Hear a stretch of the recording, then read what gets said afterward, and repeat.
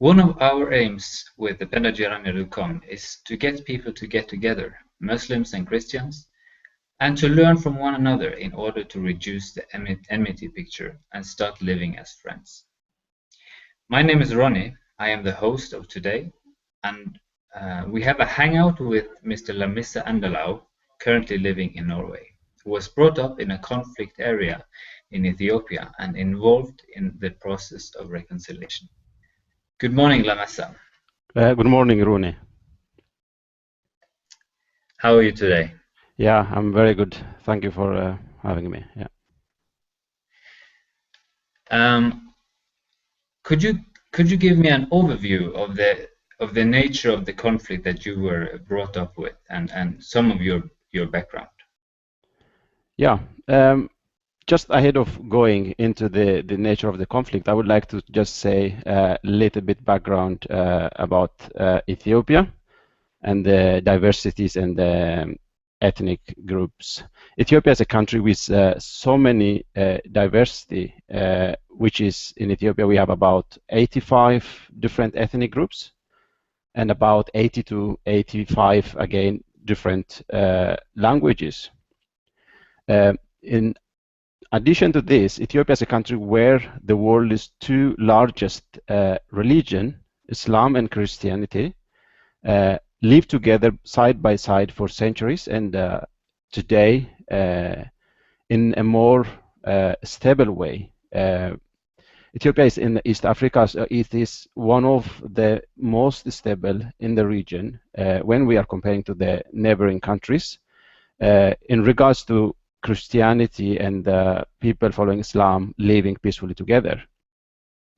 Having said that, about 60% of the total population in Ethiopia are Christians, and about 32 to 35% are Muslims, and the rest, about 5 to 10%, are other traditional religion followers.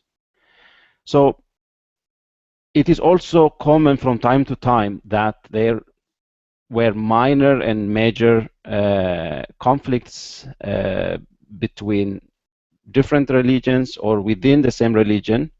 This was mainly in the rural areas in competition for water and land and other resources. So the nature of conflict I will be talking about today is the one I am most familiar with. I was born and brought up in the western part of Ethiopia, and I belong to the ethnic group Oromo. And also in Ethiopia, Oromo is the biggest ethnic group, which is about 35 to 40 million out of about 90. And the second biggest is Amhara and Somali people. We have about 5 to 6 million.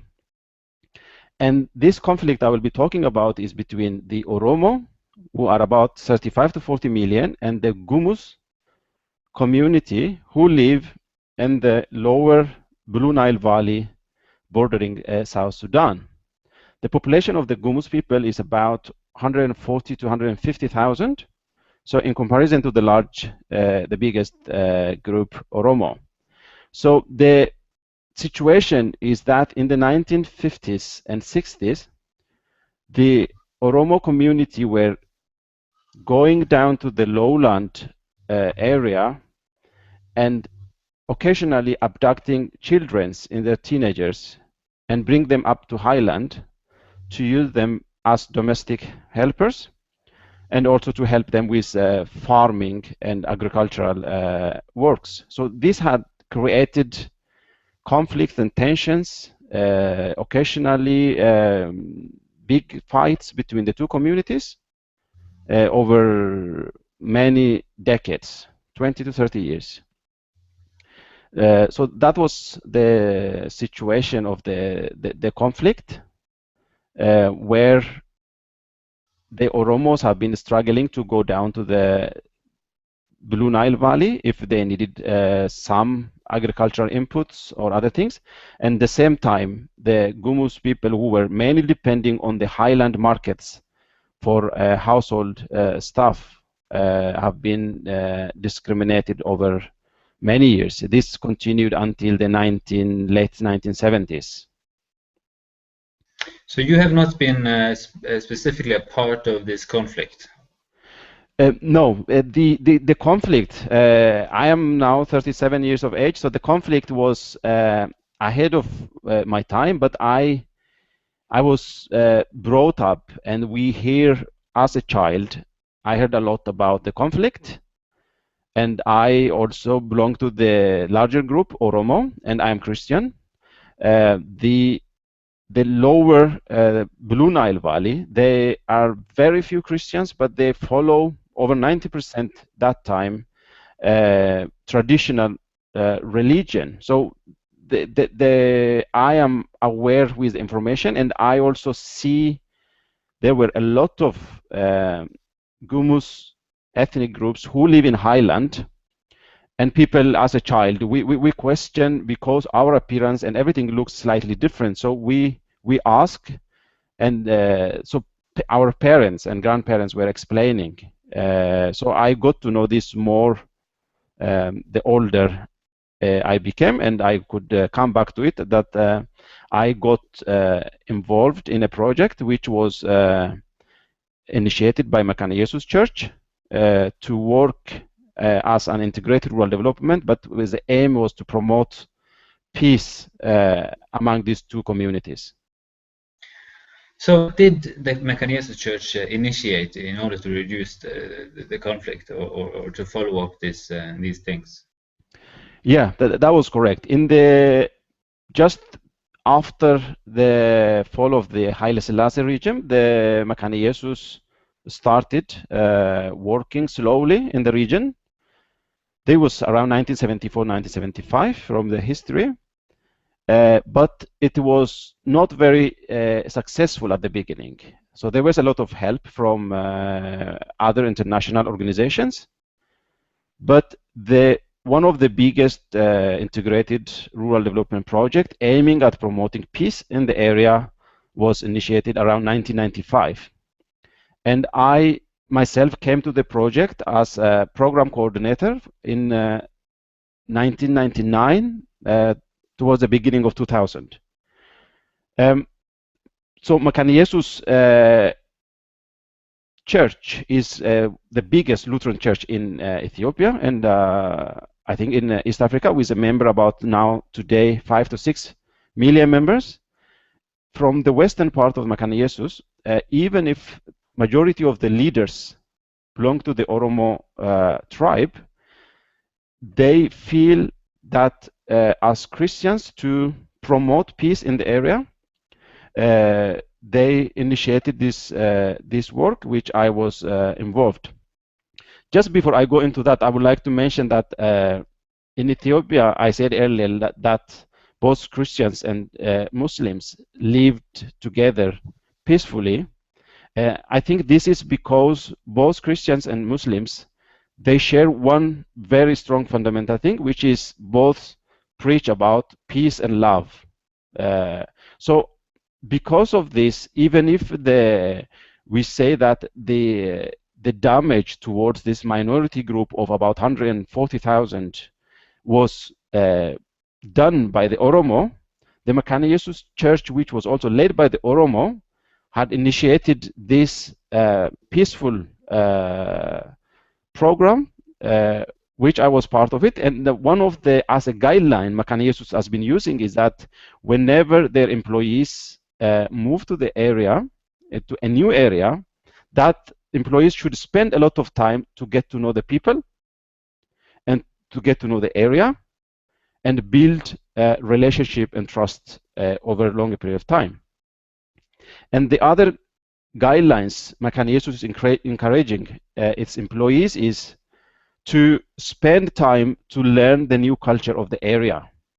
And lastly, they also very strongly encourage that the people coming to a new area should learn the language of the local people. So in this case, the language of the local people, the Gumus, is spoken by about 140,000. So for an Oromo coming from a highland, it becomes a very insignificant in comparison to the Oromo language and the other national languages. But people who come with a very strong respect and dignity for the human being, spend those time learning the culture and the language and getting to know the people.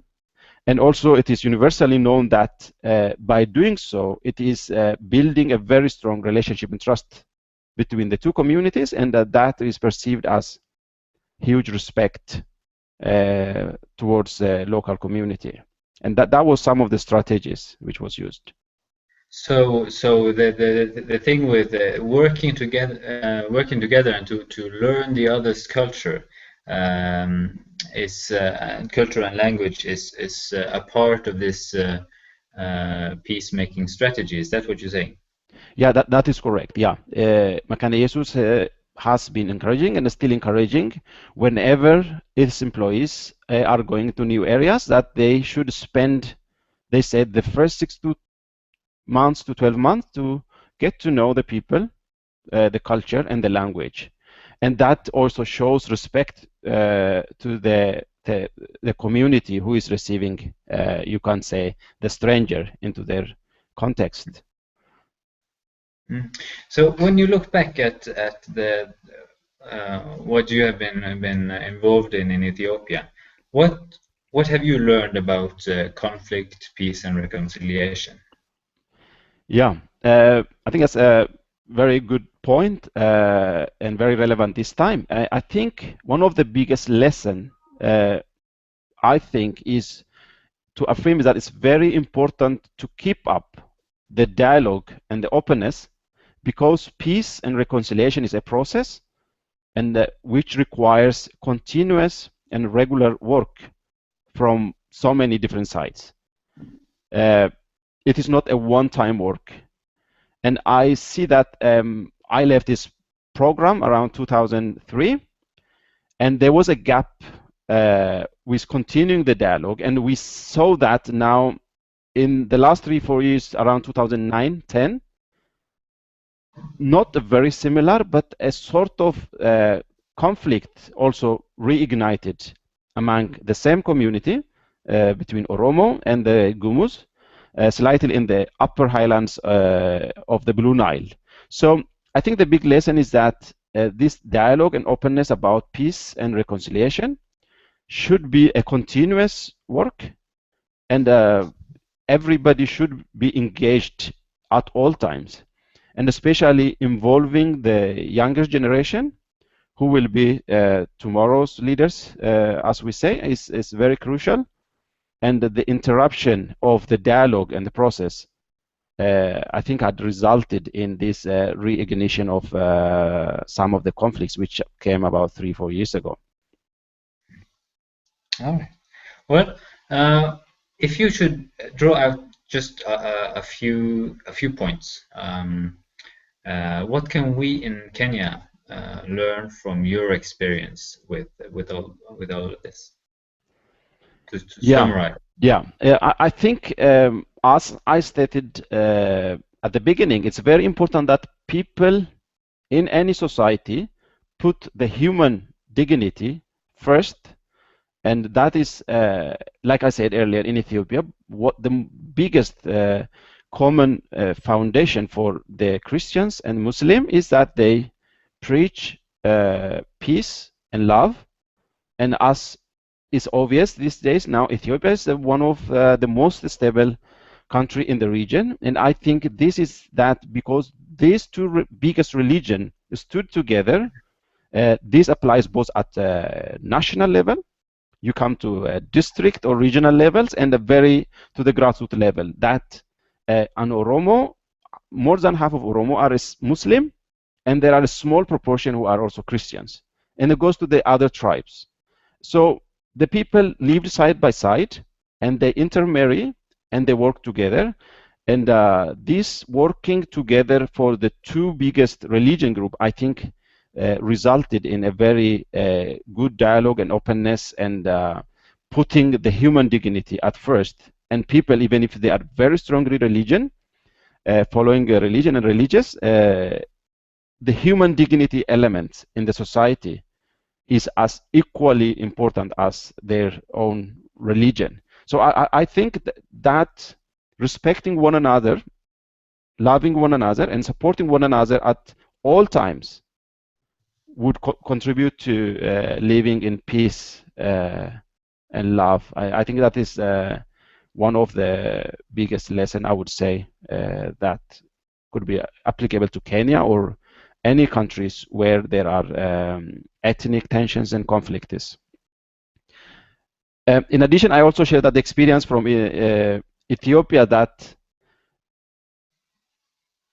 being intermarried between a Christian and a Muslim in our neighbor countries, even in the eastern part of Ethiopia, for example, it is quite difficult. People choose to stay within their own clan, within their own religion, but the more they openly discuss about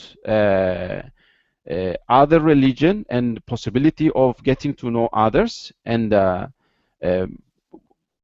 I think the more it will be contributing to the peace among the community. But what we need to be aware is that we see also in Ethiopia that there are some radicals, fundamentalists, both within Christians and Muslims, which are coming up to destroy this long, peaceful and harmony nature of the community, which also the community in both religions are very much aware and tackling in so many different ways within their own system and structure. And that is very important to be aware as well. Yeah, absolutely. And I think it's very relevant for Kenya today as well.